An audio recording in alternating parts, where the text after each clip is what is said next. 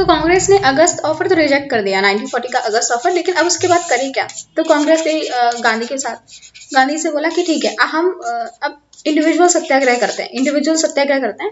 Second world war में उसने बोला कि चलो सिंबॉलिक एंड ज्यादातर ये सिंबॉलिक एंड नॉन वायलेंट था, बहुत ही लिमिटेड था। तो सिंबॉलिक एंड नॉन वायलेंट था कि आप इंडिविजुअल अपने लेवल पे सत्याग्रह कर रहे हो। फिर इसमें एम क्या था कि नेशनलिस्ट पेशेंट्स को बोलो it was not due to कि हमारे जो नेशनल पेशेंट्स है वो वीकनेस की वजह से नहीं है, कि और लोग एक्सप्रेस कर पाए कि हम वॉर में इंटरेस्टेड नहीं है, और एक और अपॉर्चुनिटी दी जाए गवर्नमेंट को कि जो कांग्रेस की डिमांड है पीसफुली मान ली जाए।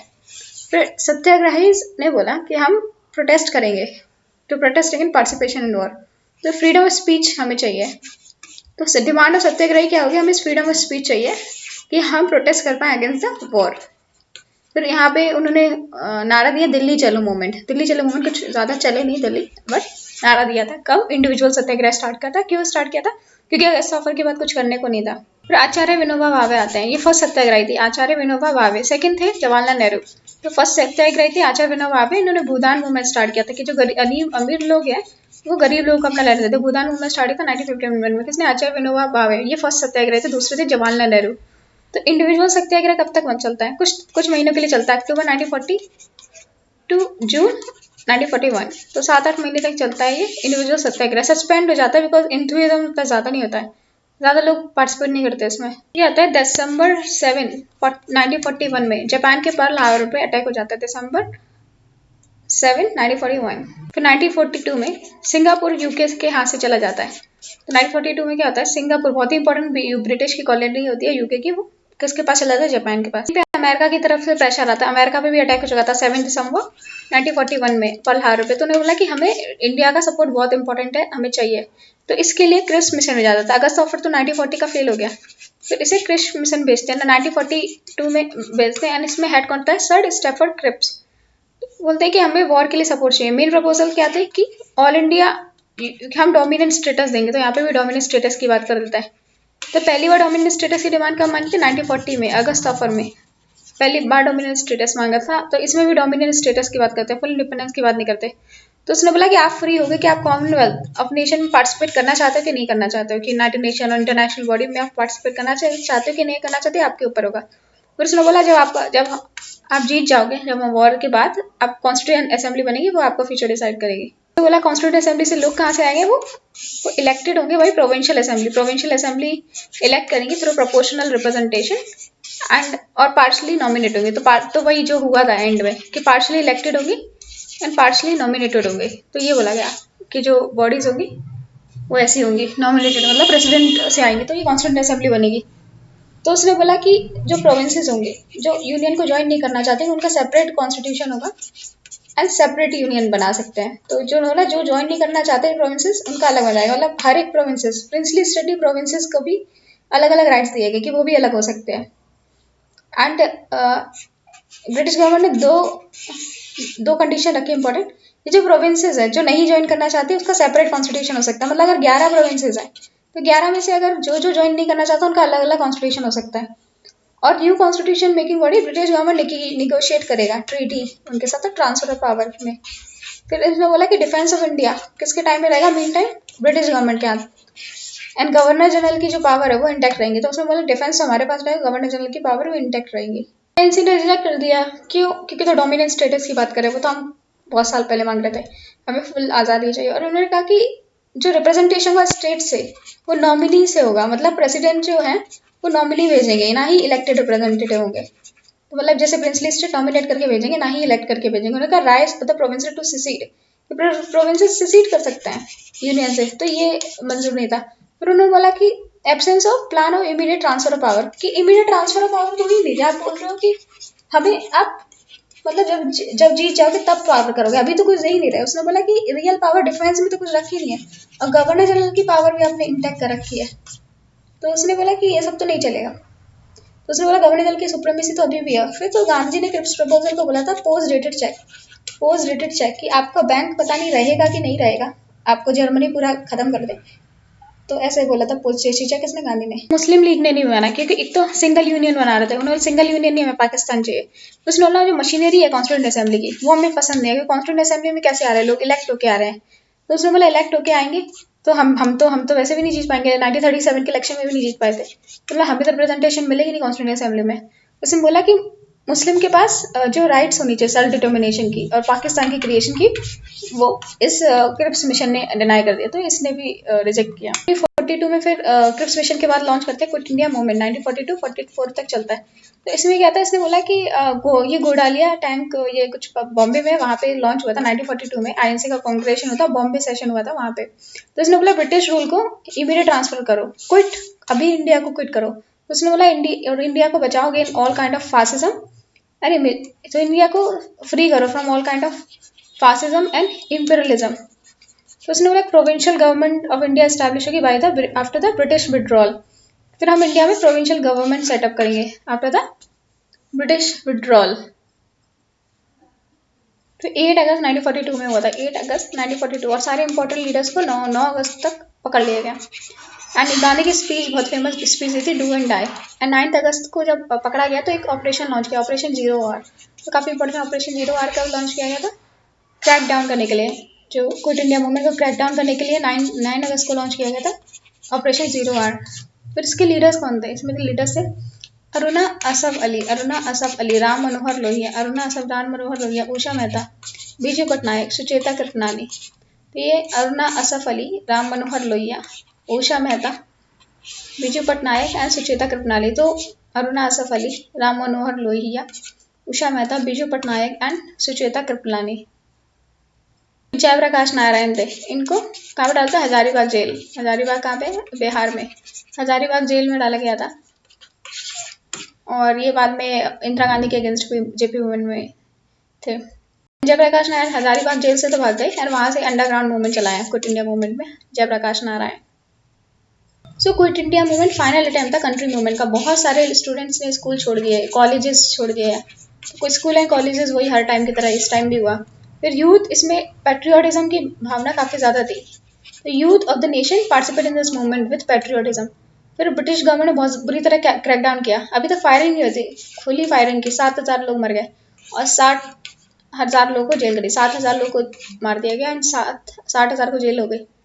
एंड इसमें feeling of bravery and enthusiasm and self sacrifice आया, सेल्फ सेक्रीफाइस। और कोई भी कम्युनल क्लैशेस नहीं हुए इस टाइम, तो कोई भी कम्युनल क्लैशेस नहीं हुए इस टाइम एंड कोई भी कम्युनल क्लैशेस नहीं हुए, हिंदू एंड मुस्लिम यूनिटी थी इस टाइम। एंड मूवमेंट ने ट्रुथ एस्टैब्लिश किया कि इंडिया में काम करना पॉसिबल नहीं है without the wishes of Indian. तो without the wishes of Indian आप इंडिया में काम नहीं कर सकते। तो ये मूवमेंट ने एस्टैब्लिश कर दिया। इंडिया के मूवमेंट के पार्ट में चित्तू पांडे ने बलिया में इंडिपेंडेंट गवर्नमेंट बना ली। चित्तू पांडे ने इंडिपेंडेंट गवर्नमेंट बना ली बलिया में, चित्तू पांडे बलिया। बाद में ब्रिटिश गवर्नमेंट ने क्रैकडाउन कर दिया, बट काफी फेमस हो गए थे चित्तू पांडे बलिया। जापान ने क्या किया था, पहले ये और किसी के अंडर था, तो ये जापान है। तो जापान ने यहाँ पे पहले कोरिया को ऑक्युपाई 1931 में, फिर एक्सपेंड किया 1938 तक। फिर ये पूरा south east Asia, Philippines, Malaysia, Indonesia, ये area, Malaysia, Thailand, Burma, French Indo China, Singapore, ये सारे किसने ऑक्युपाई कर लिए, जापान। 1942 तक ये सब जापान के अंडर आ गए थे। इंडियन नेशनल आर्मी किसने कन्वीन की थी फर्स्ट टाइम, इन्होंने की थी मोहन सिंह ने। तो मोहन सिंह ने कन्वीन की थी इंडियन नेशनल आर्मी। तो उन्होंने बोला कि हमारे जो प्रिजनर वो रहे, क्यों ना हम इनको जापानीज की हेल्प करें और ब्रिटिशर से लड़ाई करने के लिए यूज करें। तो किसने नेतृत्व लिया इंडियन नेशनल आर्मी, किसने बनाई, मोहन सिंह ने इंडियन नेशनल आर्मी बनाई।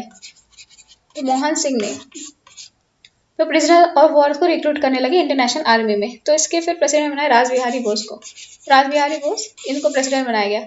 फिर लेकिन सिंगापुर 1942 में फॉल हो गया। तो जो 45,000 प्रिजनर ऑफ वॉर थे वो उनके स्फीयर ऑफ इन्फ्लुएंस में आ गए। तो 45,000 प्रिजनर ऑफ वॉर थे। फिर सुभाष चंद्र बोस सिंगापुर पहुंचे और उन्हें क्राई दी कब, 2 जुलाई 1943, दिल्ली चलो। ये किसने दी थी, सुभाष चंद्र बोस। 2 जुलाई 1943 दिल्ली चलो, 2 जुलाई 1943 दिल्ली चलो। और गांधी जी ने कब दी थी, इन्होंने दी थी इंडिविजुअल सत्याग्रह 1941 में अराउंड। एंड सुभाष चंद्र बोस ने दी थी 2 जुलाई 1943 में, कराई दी थी दिल्ली चलो। एंड प्रोविंशियल गवर्नेंस स्टैब्लिश की उन्होंने सिंगापुर में। तो वुमेन की विंग थी, उसको बोलते थे रानी लक्ष्मीबाई। तो रानी लक्ष्मीबाई इसको कर रहे थे कैप्टन लक्ष्मी सहगल एंड बाद में उन्होंने वाइस प्रेसिडेंट के लिए भी इलेक्शन लड़ा था, वाइस प्रेसिडेंट के लिए लक्ष्मी सहगल। तो ये वुमेन कंटीजेंट को लीड कर रही थी। तो बोस को बनाया गया president of Indian independence league, इनको बनाया गया president of Indian independence league. And ये फिर से सुप्रीम कमांडर बन गए इंडियन नेशनल आर्मी के, कौन? बोस। एंड इन्होंने प्रेसिडेंट बनाया इंडियन इंडिपेंडेंस लीग का, और ये सुप्रीम कमांड बन गए इंडियन नेशनल आर्मी का।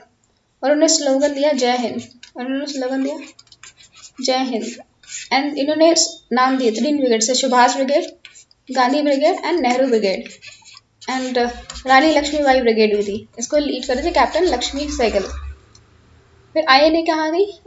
विक्ट्री हुई, कारने ने जीता कोहिमा, लेकिन जापान ने सरेंडर कर दिया था 1945 में। तो जो आईएनए के एफर्ट्स थे वो फेल हो गए, लेकिन नेशनलिज्म जगाने के लिए आईएनए ने बहुत काम किया। तो सुभाष फिर कहाँ गए? सुभाष चंद्र बोस ताइवान गए इसके बाद। और वैसे बोलता है 18 अगस्त 1949 में इनका फ्लाइट क्रैश में डेथ हो गई, 18 अगस्त 1949। फिर आईएनए में ट्रायल चले, आईएनए ट्रायल हुए रेड फोर्ट दिल्ली में, रेड फोर्ट दिल्ली में। तो किसने किसने बचाया रेड फोर्ट दिल्ली में आईएनए प्रिजनर्स को? रेड फोर्ट दिल्ली में आईएनए के ट्रायल चले, इसमें थे पंडित जवाहरलाल नेहरू, भूलाभाई देसाई, कैलाश नाथ कटजू, असफ अली, तेज बहादुर सप्रू।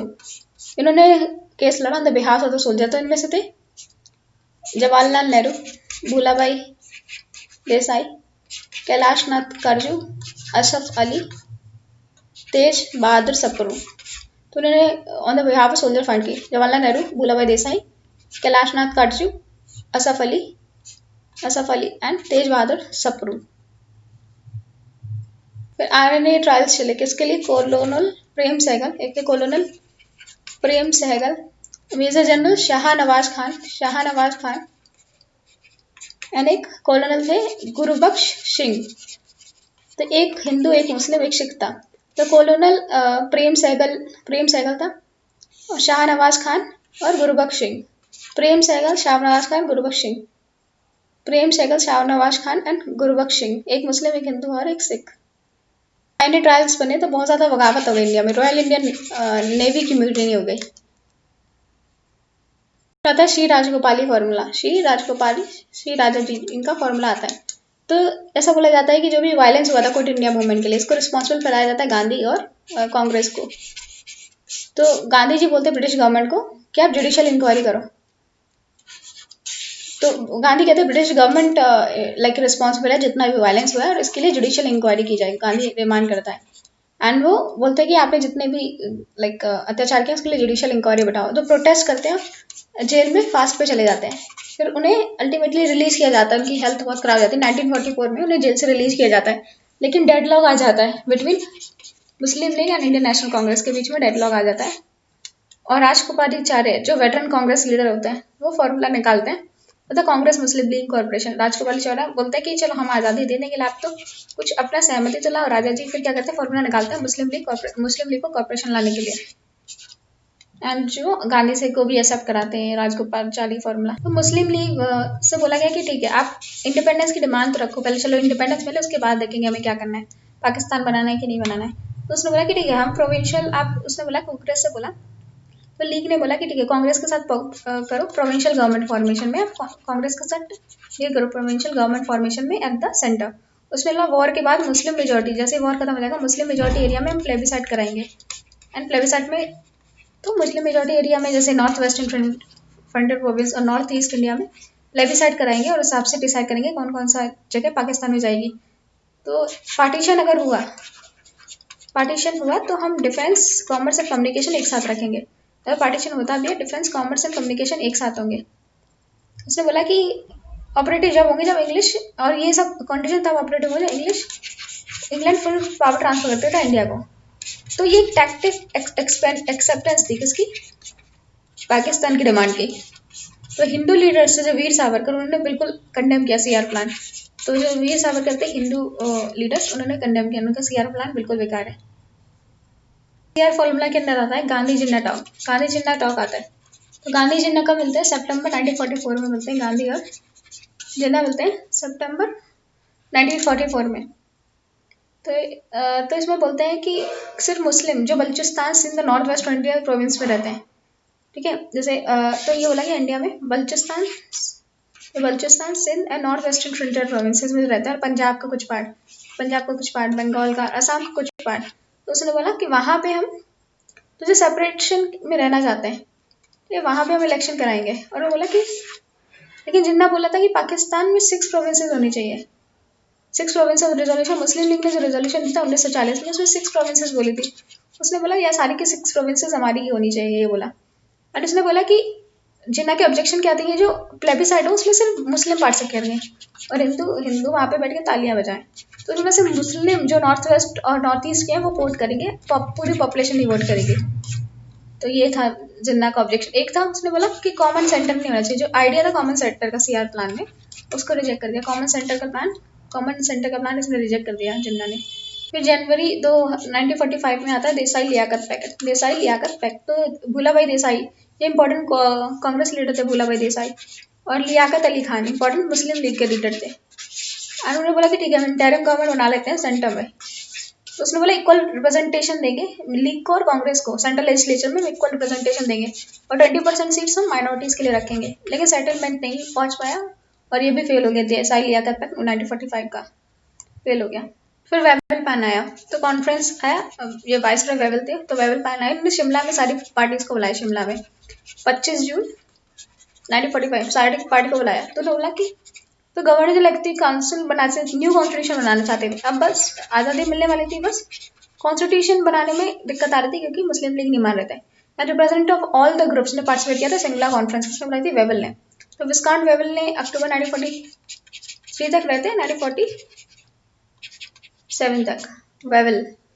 फिर उसके बाद आते हैं माउंट बैटन, तो ये 1947 तक रहते हैं, 43 से फिर आते हैं उसके बाद माउंट बैटन। तो उसने बोला with exception of governor general and commander in chief, जो भी मेंबर्स थे एग्जीक्यूटिव काउंसिल के वो थे इंडियंस, सारे मेंबर्स थे एग्जीक्यूटिव काउंसिल के वो इंडियंस थे। गवर्नर जनरल और कमांडर इन चीफ को छोड़ के बाकी सारे इंडियंस होंगे। उन्होंने बोला कि फिर इन्होंने बोला हिंदू एंड मुस्लिम को इक्वल रिप्रेजेंटेशन मिलेगी काउंसिल में। और उसने बोला फिर इंटरिम गवर्नमेंट बनेगी किसके बेसिस पे?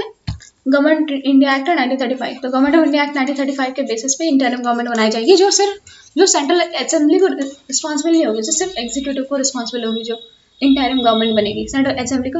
और गवर्नर जनरल के पास अभी भी वीटो पावर है, तो अभी भी वीटो पावर वेवल प्लान में रखी। तो उसने बोला कि अगर आप इंडिविजुअल अगर एक साथ लिस्ट नहीं दे सकते तो आप इंडिविजुअल सेपरेट लिस्ट दे दो। क्या क्या डिमांड है?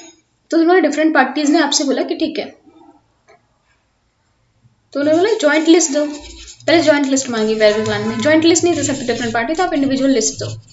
तो इंडिविजुअल लिस्ट की डिमांड की वेवल प्लान के under.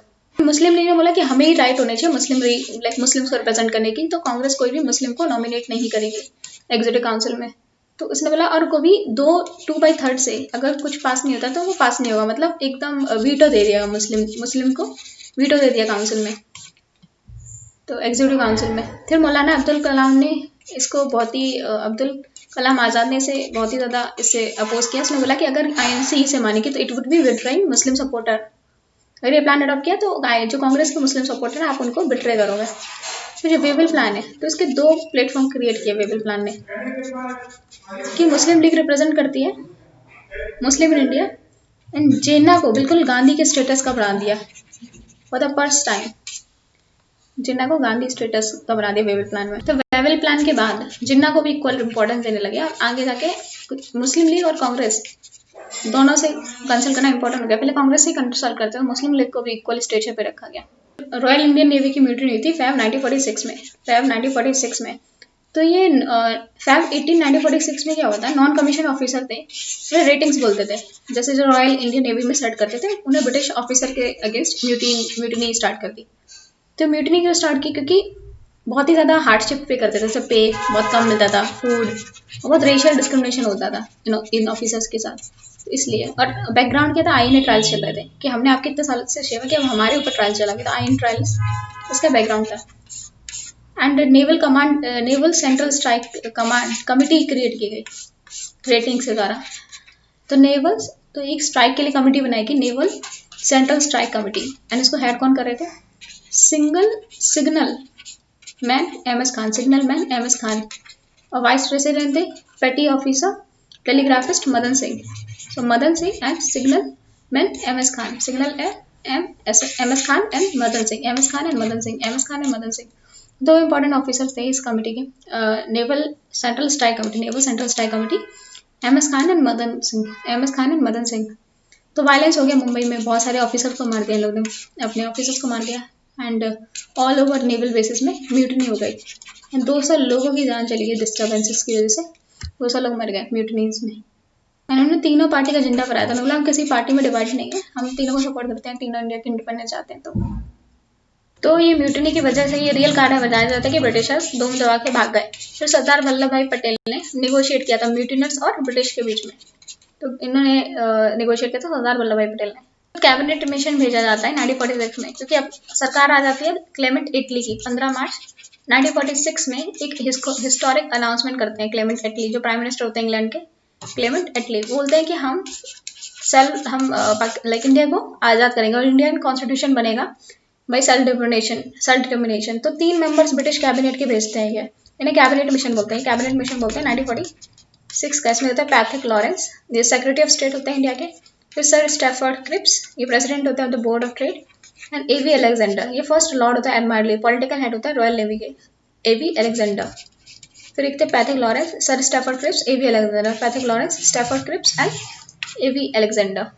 Sir Patrick Lawrence, Stafford Cripps and A V Alexander, मतलब एक सेक्रेटरी ऑफ स्टेट थे, एक व्यापार मंत्री थे, ट्रेड के मंत्री, और एक थे डिफेंस मिनिस्टर। तो सेक्रेटरी ऑफ स्टेट थे पैट्रिक लॉरेंस, एंड ट्रेड मंत्री थे sir Stafford Cripps, and A V Alexander कौन थे, डिफेंस मिनिस्टर एवी अलेक्जेंडर। तो 3 इंपॉर्टेंट मिनिस्टर को भेजा कैबिनेट मिशन के अंदर, Patrick Lawrence, sir Stafford Cripps and A V Alexander. Mission आएगी मार्च 24, 1946, मार्च 24, 1946। अब उन्होंने बोला कि हम इंडिपेंडेंट इंडिया बनाएंगे और इंटरिम गवर्नमेंट बनाएंगे, इंटरिम गवर्नमेंट बनाएंगे। उन्होंने बोला कि हम, मिशन ने बोला 3 वीक्स है कि हम डिस्कस करेंगे leaders of various political party, but could not arrive at any solution. तो उन्होंने हम 3 वीक्स है हम डिस्कस करेंगे वेरियस पॉलिटिकल पार्टीज के बारे में। तो हमने अपने रिकमेंडेशन दिया, अनाउंस किया May 16, 1946, May 16, 1946।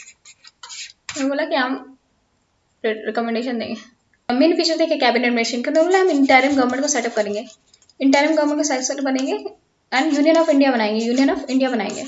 उसने बोला कि यूनियन में सिर्फ 3 पावर होगी, union affairs, defence and communication. So foreign affair, defence and communication होंगे, बाकी किसके पास होगी, प्रोविंसेस के पास, रेसिडेंट पावर प्रोविंसेस के पास होगी मतलब। तो कैबिनेट मिशन ने बहुत ही वीक सेंटर बनाया था, वीक सेंटर और बहुत ही स्ट्रॉन्ग प्रोविंसेस बनाए थे। और उसने बोला कि हर एक प्रोविजन की 3 ग्रुप के सेपरेट कॉन्स्टिट्यूशन बनेंगे, और रिजेक्शन कर दिया, फुल फ्लेश पाकिस्तान को माना ही नहीं। तो क्या कैबिनेट मिशन ने पाकिस्तान को माना नहीं, तो पाकिस्तान को रिजेक्ट कर लिया। तो मुस्लिम लीग एंड कांग्रेस ने इनिशियली से एक्सेप्ट कर लिया, लेकिन मुस्लिम लीग ने बाद में रिजेक्ट कर दिया, कांग्रेस में इसमें कुछ चेंज किया। कैबिनेट के मिशन के अंदर 3 टाइप के प्रोविंसेस बनाए, एक हिंदू, एक मुस्लिम, एक मिक्स्ड, एक हिंदू, एक मुस्लिम, एक मिक्स्ड। तो कॉन्सिक्वेंटली क्या हुआ कि 1946 में इलेक्शन हुए, जुलाई 1946। फिर एक फॉर्मेशन हुआ कॉन्स्टिट्यूएंट असेंबली। तो कांग्रेस ने सिक्योर की 205 और 214 सीट्स में 205 कांग्रेस को मिली, मुस्लिम लीग को 73 मिली आफ्टर 78 सीट्स में मुस्लिम को 73 मिली और कांग्रेस को 205 सीट मिली आउट ऑफ 214 सीट्स। इलेक्शन के बाद कॉन्स्टिट्यूएंट असेंबली के। तो कांग्रेस को कितने 208 सीट मिली, मुस्लिम लीग को 73, यूनियनिस्ट पार्टी को 1, यूनियनिस्ट मुस्लिम को 1, यूनियनिस्ट शेड्यूल कास्ट 1, खिजक प्रजा party, schedule caste federation, Sikh communist party, independence को 8। तो पूरी 296 सीट्स थी, 296। तो 208 से कांग्रेस की थी।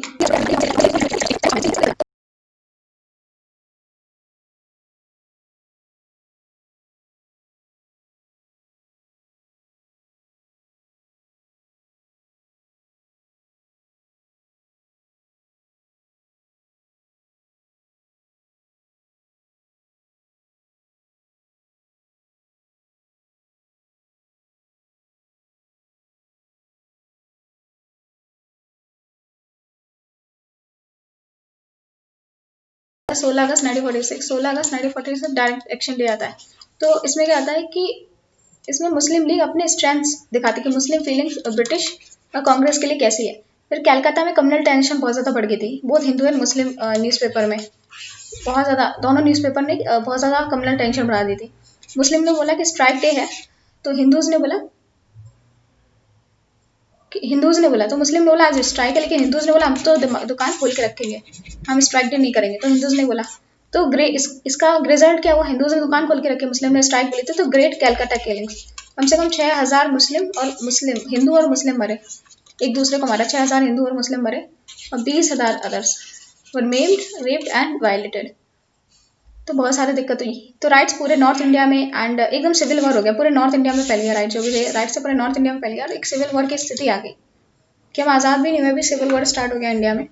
एंड महात्मा गांधी फिर नोआखली गए थे to calm down the situation. ये था ये कब हुआ था? 16 अगस्त 1947, आज़ादी से एक साल पहले 1946, 16 अगस्त 1946 कैबिनेट बनती है। उसमें कौन कौन से मेंबर थे? 2 सितंबर 1946 में जो कैबिनेट बनती है उसमें कौन कौन से थे? जवाहरलाल नेहरू, फिर एक्सटर्नल अफेयर्स एंड कॉमनवेल्थ, फिर सरदार वल्लभ भाई पटेल एंड इसमें होम इंफॉर्मेशन एंड ब्रॉडकास्टिंग थे। डॉक्टर राजेंद्र प्रसाद, फिर इसमें फूड एंड एग्रीकल्चर थे, food and agriculture doctor Rajendra Prasad. फिर जॉन मिठाई में थे इंडस्ट्रीज एंड सप्लाईज। फिर जगजीवन राम, इसमें थे लेबर। सरदार बलदेव सिंह एंड इसमें थे डिफेंस। CH भाभा, इसमें थे works mines and power. Liaquat Ali Khan, इसमें थे फाइनेंस। फिर अब्दुल रास निश्तार में पोस्ट एंड एयर। फिर Asaf Ali, railway and transport. Shri Rajagopalachari, education and arts. फिर आई चुंदीगर, इसमें कॉमर्स। फिर गजनफर अली खान, हेल्थ। जोगिंदर नाथ मंडल, इसे लॉ, जोगिंदर मंडल लॉ। फिर बाद में आज़ादी के बाद किसको दे दी कि लॉ मिनिस्ट्री? BR अम्बेडकर को, लेकिन आज़ादी से पहले किसके पास है? जोगिंदर नाथ मंडल।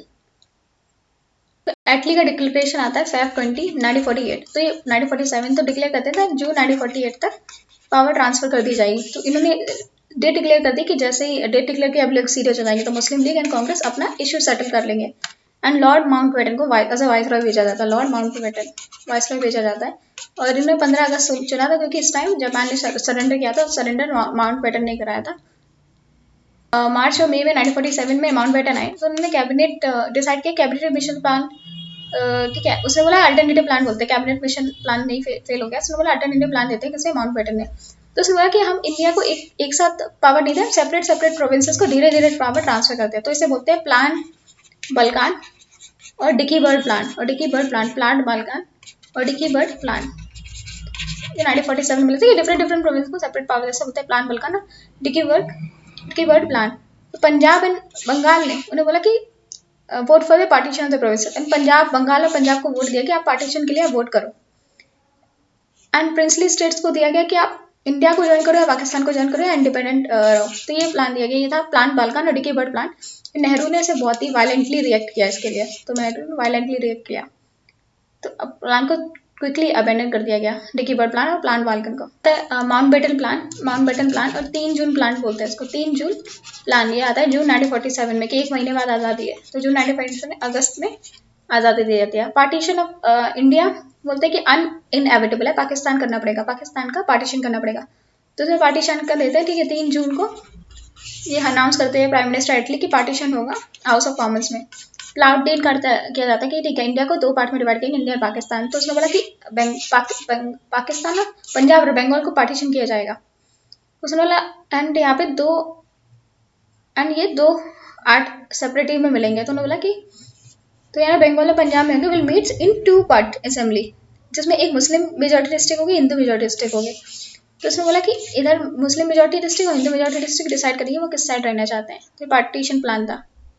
तो फिर यहाँ पे सिंध और बलूचिस्तान वाला एरिया के उसने बोला प्रोविंशियल असेंबली डिसीजन लेगी। तो यहाँ पे उन्होंने डिसाइड किया हम पाकिस्तान के साथ जाएंगे, बलूचिस्तान और सिंध ने।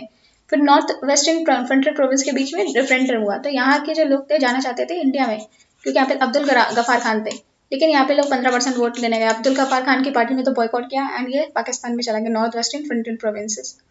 फिर रेफरेंडम हुआ सिलहट रीजन ऑफ असम।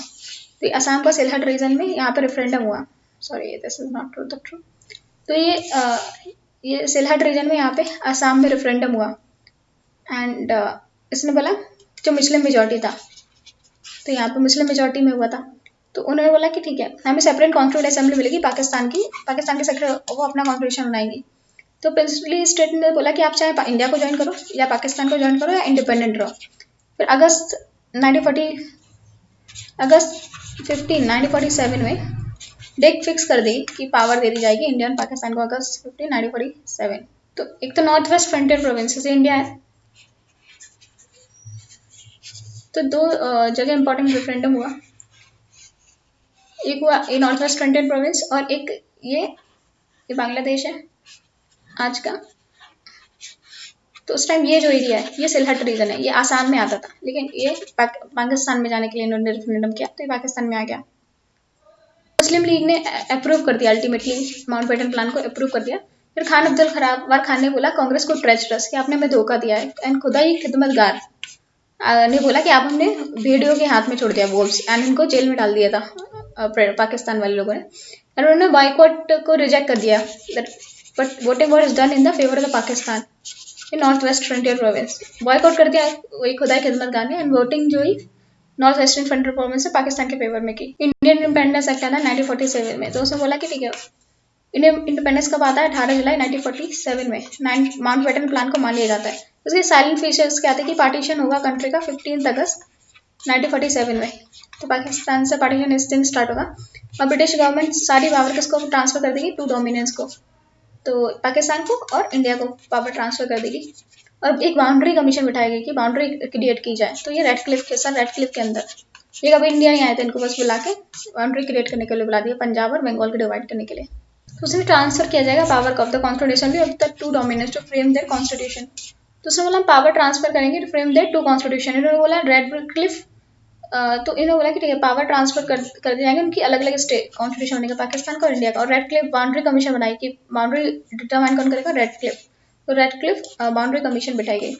फिर 15 अगस्त 1947 में इंडिया आज़ाद हुआ, तो उन्होंने 14 अगस्त पाकिस्तान एग्जिस्टमेंट है, 15 अगस्त को इंडिया, 15 अगस्त को इंडिया। फिर माउंट बेटन प्लान ने क्या किया, माउंट बेटन को फर्स्ट गवर्नर जनरल बनाया इंडिपेंडेंट इंडिया, माउंट बेटन को first governor general, and Mohammad Ali Jinnah first governor general बने पाकिस्तान के। तो जिन्ना फर्स्ट गवर्नर जनरल कहाँ के, पाकिस्तान के। हेड ऑफ द स्टेट बनाया वो 1956 तक रहे, head of the state of British बनाया टिल 1956। भारत में 562 प्रिंसली स्टेट थे, बिग प्रिंसली स्टेट थे। तो वल्लभ भाई पटेल ने अपना आयरन हेड यूज किया सबको इंडिया में, वल्लभ भाई पटेल ने सबको इंडिया में लेके आए 15 अगस्त 1947 में। सारी प्रिंसली स्टेट इंडिया में आ गए थे एक्सेप्ट जम्मू कश्मीर, हैदराबाद एंड जूनागढ़। हैदराबाद को तो हमने मिलिट्री एक्शन, जूनागढ़ में भी हमने प्लेबिसाइड किया, जम्मू कश्मीर में इंस्ट्रूमेंट ऑफ एक्सेशन साइन किया। एंड गोवा पौंडीचेरी के साथ था, गोवा एंड पौंडीचेरी हमें बाद में काफी बाद में मिले थे, गोवा एंड पौंडीचेरी जो फ्रेंच के पास था, एंड गोवा किसके पास था, पोर्टुगीज के पास।